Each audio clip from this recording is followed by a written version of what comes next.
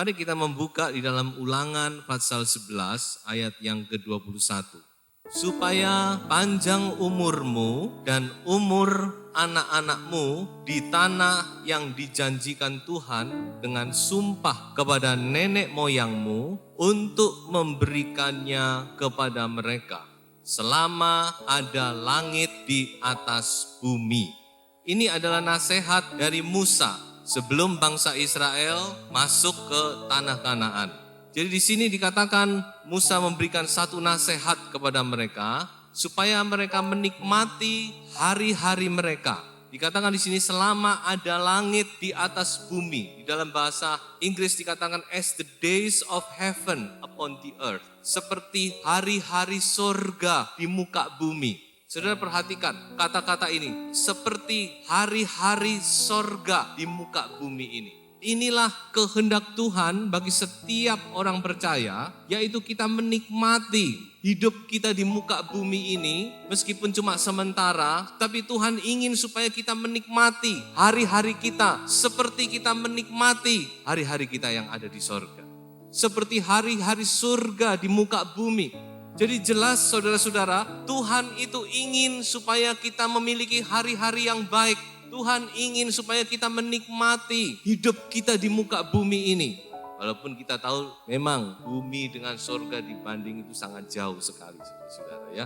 Di bumi banyak masalah, belum masalah keamanan, kejahatan, kriminalitas, ketidakadilan, sampah, polusi, terbatasan sumber daya, energi dan sebagainya. Itu memang sudah tidak bisa diubah.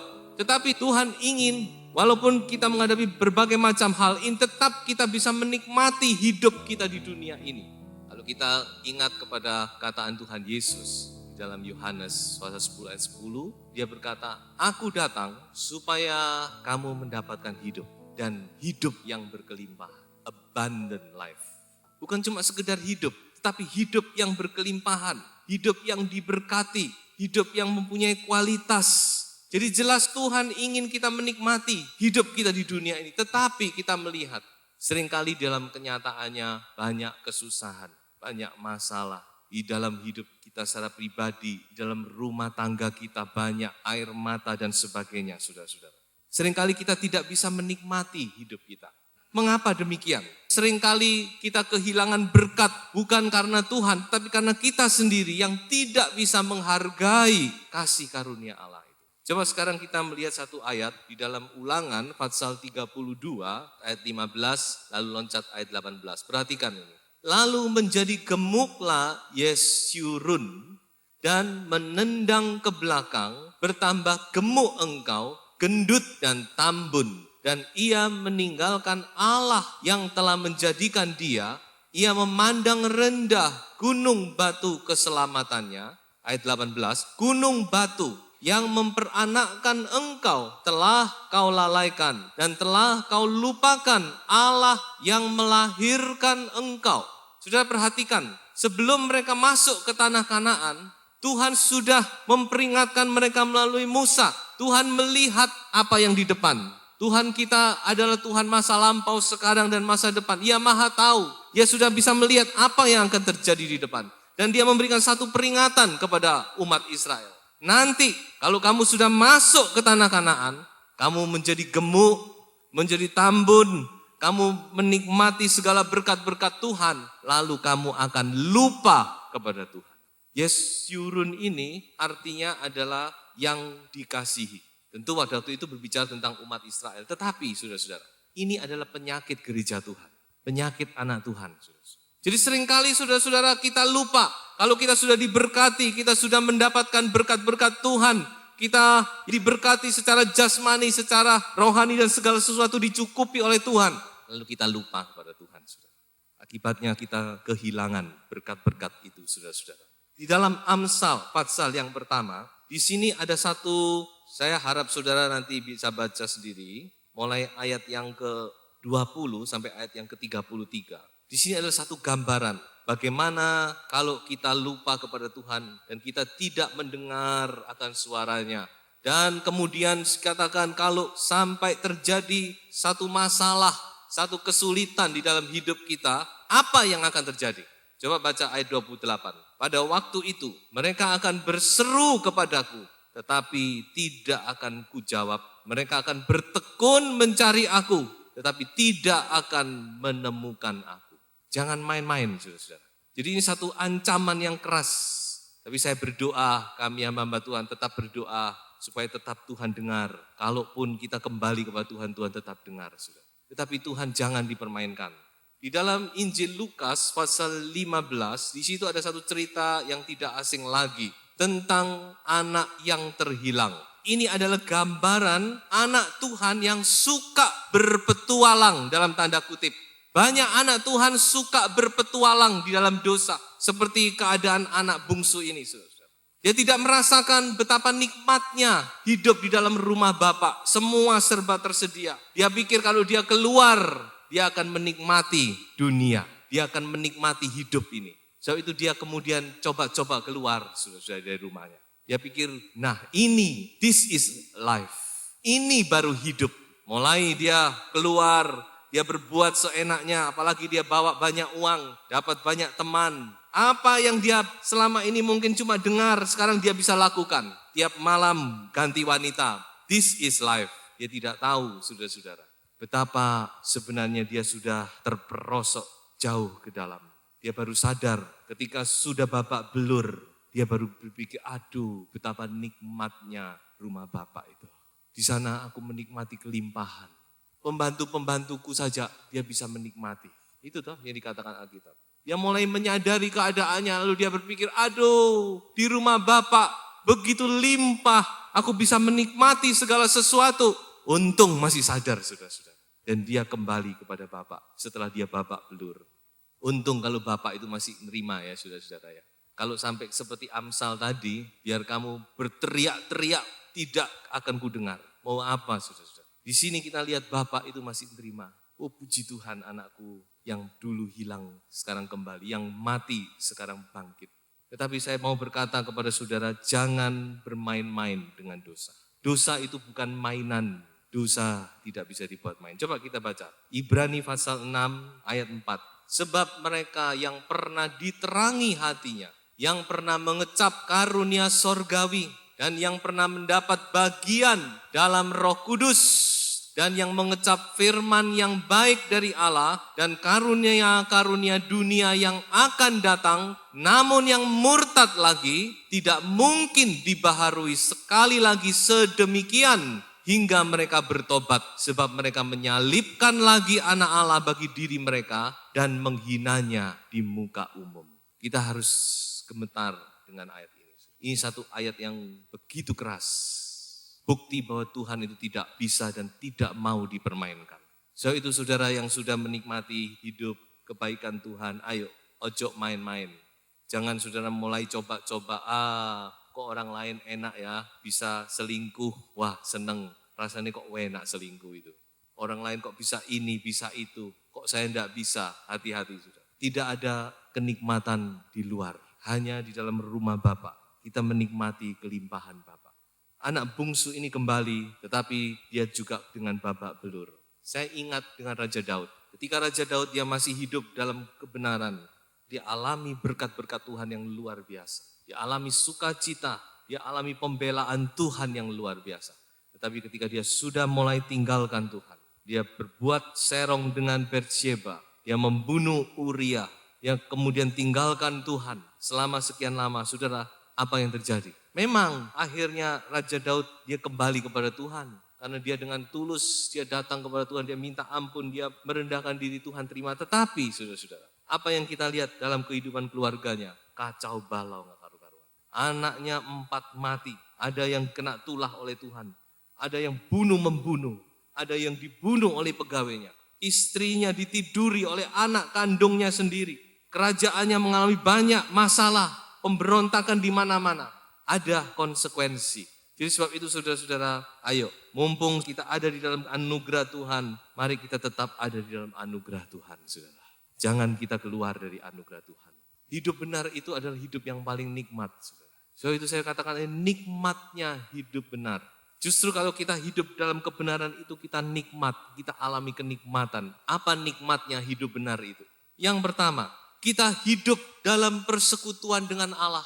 Ketika kita hidup di dalam kebenaran, kita mempunyai persekutuan yang indah dengan Allah. Coba kita baca dalam Amsal pasal 1 ayat yang ke-23. Berpalinglah kamu kepada teguranku, sesungguhnya aku hendak mencurahkan isi hatiku kepadamu dan memberitahukan perkataanku kepadamu. Perhatikan saudara. Sesungguhnya, jadi Allah mempunyai satu kerinduan. Apa yang dirindukan oleh Allah yaitu Dia hendak mencurahkan isi hatiku. Di dalam bahasa Inggris dikatakan my spirit, rohku. Aku hendak mencurahkan rohku kepadamu. Dan yang kedua apa? Aku hendak memberitahukan perkataanku kepadamu. Jadi roh Tuhan dan perkataan Tuhan itu Tuhan akan curahkan kepada kita. Kalau kita mempunyai persekutuan yang indah dengan Tuhan, kita setiap saat bisa kontak dengan Tuhan. Kita bisa bertanya kepada Tuhan, kita bisa bersekutu dengan Tuhan. Kita bisa mempunyai satu komunikasi yang baik dengan Tuhan. Satu pergaulan yang akrab dengan Tuhan. Apalagi di dunia ini yang lebih indah dari ini. Kita hidup dalam persekutuan dengan Tuhan. Injil Yohanes 15 ayat yang ke-7. Jikalau kamu tinggal di dalam aku dan firmanku tinggal di dalam kamu, mintalah apa saja yang kamu kehendaki dan kamu akan menerimanya. Oh puji Tuhan. Apa saja, sudah ini jaminan Tuhan. Mintalah apa saja yang kamu kehendaki dan kamu akan menerimanya. Percaya saudara. Kalau saudara punya persekutuan yang indah dengan Tuhan, saudara minta Tuhan kasih. Minta apa saja yang kamu kehendaki dan kamu akan menerimanya. 1 Yohanes pasal 3 ayat 19 sampai 22. Demikianlah kita ketahui bahwa kita berasal dari kebenaran. Demikian pula kita boleh menenangkan hati kita di hadapan Allah. Sebab jika kita dituduh olehnya, Allah adalah lebih besar daripada hati kita, serta mengetahui segala sesuatu. Saudara-saudaraku yang kekasih, jikalau hati kita tidak menuduh kita, maka kita mempunyai keberanian percaya untuk mendekati Allah, 22, dan apa saja yang kita minta, kita memperolehnya daripadanya. Karena kita menuruti segala perintahnya dan berbuat apa yang berkenan kepadanya. Saudara, ini jaminan Tuhan yang luar biasa. Kalau saudara hidup dengan Tuhan, bersekutu dengan Tuhan, dalam kebenaran, maka apa saja yang saudara butuhkan, Tuhan mendengar, Tuhan menjawab. Coba saja, di dalam nama Yesus, saudara pasti akan mengalami hal itu. Indah, sebaliknya kalau kita terlepas dari persekutuan dengan Tuhan, itu hidup yang paling menderita, saudara. Raja Daud ketika dia bertobat, dia cuma minta satu hal, Tuhan jangan ambil rohmu dariku. Dia tidak minta yang lain. Jadi betapa pentingnya saudara-saudara. Jadi berkat yang pertama, kenikmatan daripada hidup benar itu, yaitu kita memiliki persekutuan dengan Allah, persekutuan yang akrab, persekutuan yang erat dengan Tuhan. Yang kedua, apa nikmat daripada hidup benar itu? Yaitu kita hidup dalam damai sejahtera. Amsal pasal 1 ayat yang ke-33. Tetapi siapa mendengarkan aku, ia akan tinggal dengan aman, terlindung daripada kedahsyatan malapetaka. Kita baca lagi di dalam Yesaya 32 ayat 17 dan ayat yang ke-18. Di mana ada kebenaran, di situ akan tumbuh damai sejahtera. Dan akibat kebenaran ialah ketenangan dan ketentraman untuk selama-lamanya. Ayat 18, bangsaku akan diam di tempat yang damai, di tempat tinggal yang tentram, di tempat peristirahatan yang aman. Ada damai sukacita, damai sejahtera di dalam rumah tangga kita. Tapi kalau kita sudah hidup tidak benar, maka apa yang terjadi saudara-saudara? Cekcok, pertikaian, perpecahan, perkelahian, tidak ada damai lagi saudara. Tapi kalau kita hidup di dalam kebenaran, akan ada damai di dalam kehidupan kita. Apa yang saudara cari di dunia ini? Kekayaan, ketenaran, popularitas, atau damai sejahtera? Kalau saya milih damai sejahtera. Apa artinya orang kaya kalau tidak ada damai sejahtera? Yang paling penting dunia ini ada damai sejahtera. Di dalam hati, di dalam rumah tangga. Amsal berkata, tidak ada artinya makan daging serumah, tapi terus bertikai terus. Lebih baik makan apa dikatakan, tapi ada damai dalam rumah tangga. Tapi yang lebih baik lagi, makan daging, tapi juga ada damai. Ini yang saya mau. Artinya kita diberkati secara jasmani dan kita juga mengalami damai sejahtera. Kalau rumah tangga saudara mulai kehilangan damai sejahtera, coba koreksi dirimu. Mungkin langkahmu sudah tidak benar. Sebab firman Tuhan berkata, di mana ada damai, di mana ada kebenaran, di situ akan tumbuh damai sejahtera. Itu pasti. Akibat dari kebenaran adalah damai sejahtera. So itu ayo suami istri sama-sama mengoreksi diri. Ayo kembali kepada kebenaran. Hidup yang benar, roh yang benar saudara. Pikiran benar, perbuatan benar. Hidup di dalam damai sejahtera. Sebaliknya juga dikatakan orang fasik itu tidak ada ketenangan. Yesaya 57 ayat 20 dan 21. Orang fasik itu seperti gelombang lautan. Hidupnya tidak tenang. Tidak ada tentram, tidak ada ketenangan. Yang kedua adalah damai sejahtera. Nikmat hidup di dalam damai sejahtera. Hidup kita di dunia ini berapa lama sih? Firman Allah cuma berkata 70 kalau kuat 80. Sebab itu ayo saudara, hidup yang benar dunia ini. Supaya kita alami damai sejahtera Allah. Persekutuan yang indah dengan Tuhan. Henok hidup 360 tahun. Dia berjalan dengan Allah. Kemudian dia tidak ada lagi. Betapa indah saudara. Yang ketiga, hidup di dalam kebahagiaan. Ini jelas. Coba baca Mazmur 112 ayat 1 sampai ayat yang ketiga. Berkata bahagia orang benar judulnya. Saya paling khawatir saudara-saudara. Anak Tuhan tidak bisa menghargai kebahagiaan yang dia terima di dalam hidupnya sebagai orang benar. Ini yang saya mau tekankan. Tidak bisa lagi menghargai, tidak bisa tahu, tidak bisa mengerti betapa bahagianya keadaan kita sekarang ini. Betapa nikmatnya sebagai orang benar itu. Mazmur 112 ayat 1. Haleluya, berbahagialah orang yang takut akan Tuhan, yang sangat suka kepada segala perintahnya. Anak cucunya akan perkasa di bumi. Angkatan orang benar akan diberkati. Harta dan kekayaan ada dalam rumahnya. Kebajikannya tetap untuk selamanya. Coba saudara perhatikan betapa bahagianya orang yang takut akan Tuhan. Yang sangat suka kepada segala perintahnya. Coba kita sekarang beralih kepada Mazmur 128. Judulnya berkat atas rumah tangga. Jadi saudara kita lihat Tuhan itu Tuhan yang memberkati. Pribadi, rumah tangga. Tuhan mau kita menikmati kehidupan kita di dunia ini, saudara-saudara.